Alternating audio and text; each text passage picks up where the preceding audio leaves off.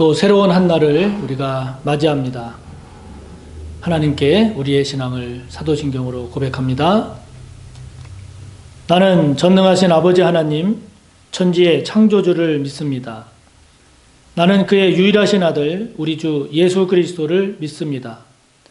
그는 성령으로 잉태되어 동정녀 마리아에게서 나시고 본디오 빌라도에게 고난을 받아 십자가에 못 박혀 죽으시고 장사된 지 사흘 만에 죽은 자 가운데서 다시 살아나셨으며 하늘에 오르시어 전능하신 아버지 하나님 우편에 앉아 계시다가 거기로부터 살아있는 자와 죽은 자를 심판하러 오십니다. 나는 성령을 믿으며 거룩한 공교회와 성도의 교제와 죄를 용서받는 것과 몸의 부활과 영생을 믿습니다. 아멘. 오늘 우리가 함께 나눌 말씀은 마가복음 14장 1절에서 11절까지 말씀입니다.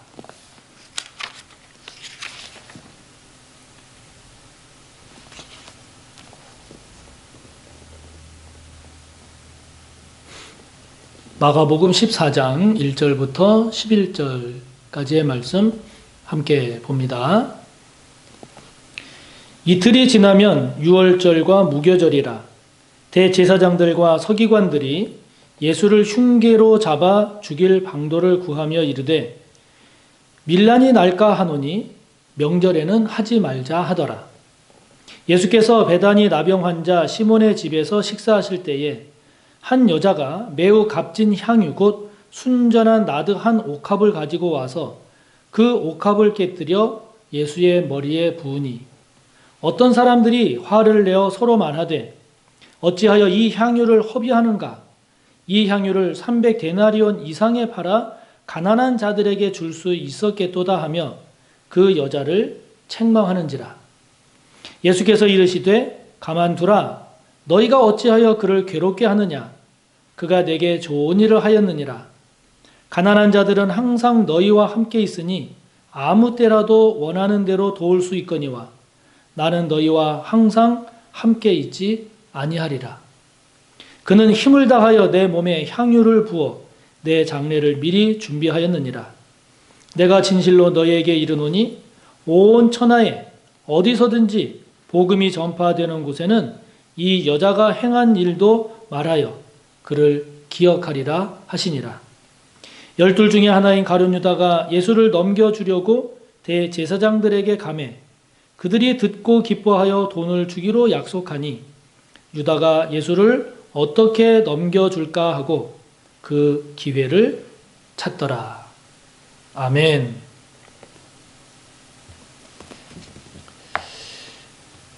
우리는 살아가면서 다양한 형태의 사람들을 만나게 됩니다. 인상을 찡그리게 만드는 그런 사람도 우리가 만나게 되고 또 어떤 사람의 경우에는 참 귀감이 되고 또 감동을 주는, 감동을 받는 그런 사람도 만나게 되죠. 우리 자신도 변합니다.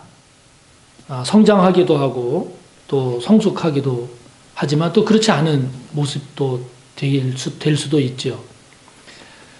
키가 자라기도 하고 또 나이를 더 먹어가기도 합니다. 또 배움도 많아지기도 하고요. 또 시간이 지나면서 이것저것을 경험해 가면서 우리 자신도 변합니다.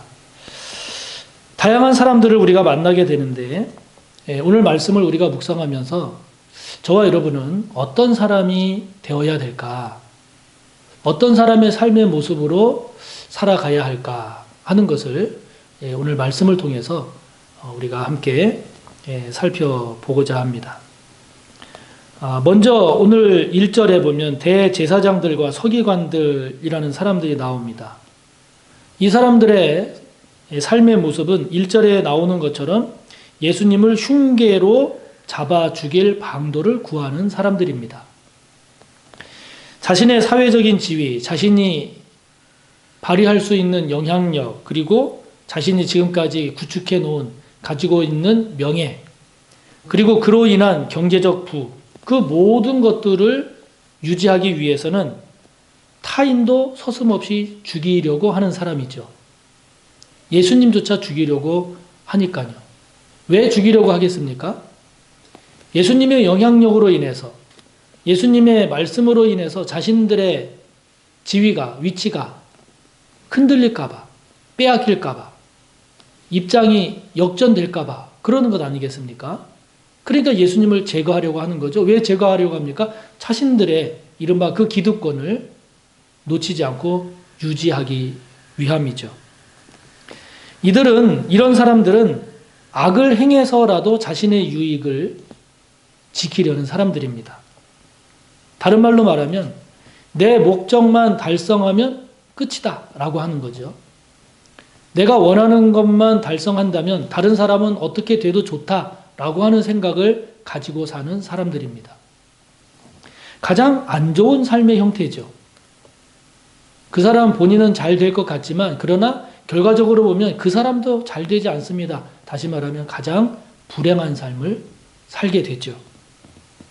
저와 여러분은 이런 대제사장이나 서기관들과 같이 나만 잘 되면 다른 사람은 어떻게 되든지 상관없다. 또 내가 원하는 뜻을 위해서는 다른 사람을 괴롭히거나 다른 사람에게 손해를 끼치거나 심지어는 다른 사람을 죽인다 할지라도 나는 내 이익을 위해서 내가 원하는 목적을 위해서 살겠다.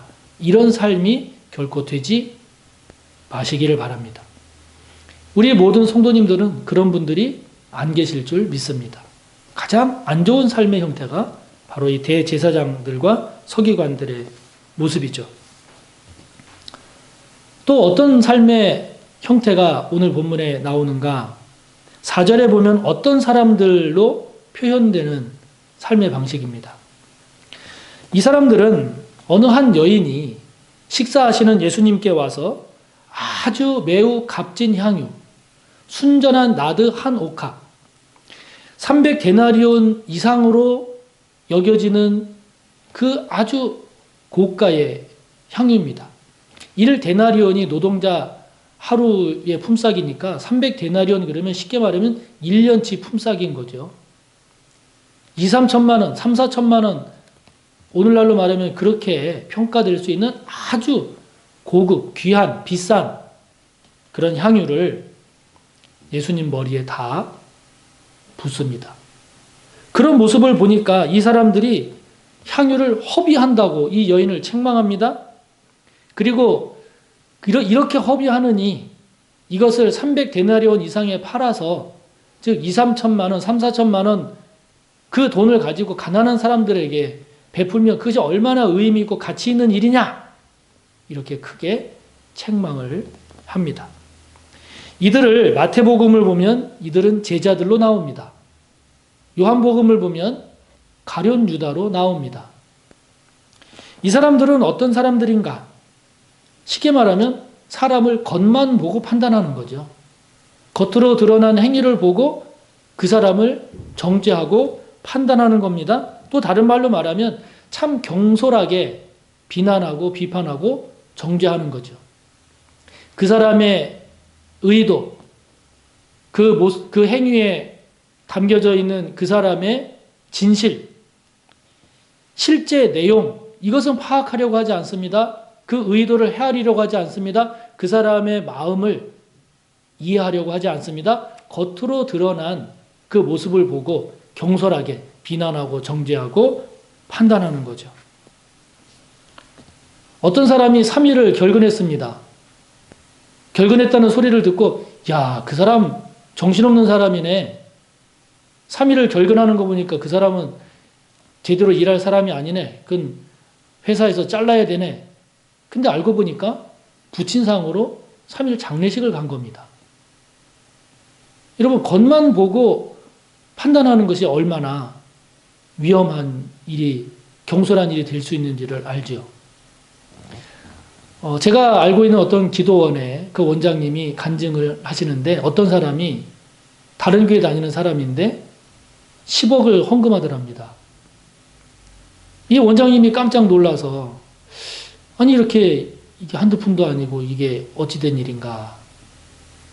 어떤 사람이 10억 원을 헌금했다는 이야기를 듣고 보통 사람은 어떤 반응을 보일까요? 아유, 그 사람 정신없네. 그 사람 미쳤네. 신앙생활도 저렇게 하면 안 돼. 이렇게 이야기하는 사람도 있겠죠.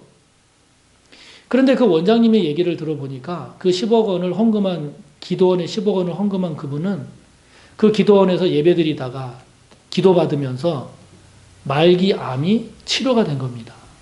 병원에서도 다 손을 놓고 이제 죽음만을 기다리고 있다가 기도원에 와서 예배드리고 기도받는 가운데 치료된 겁니다.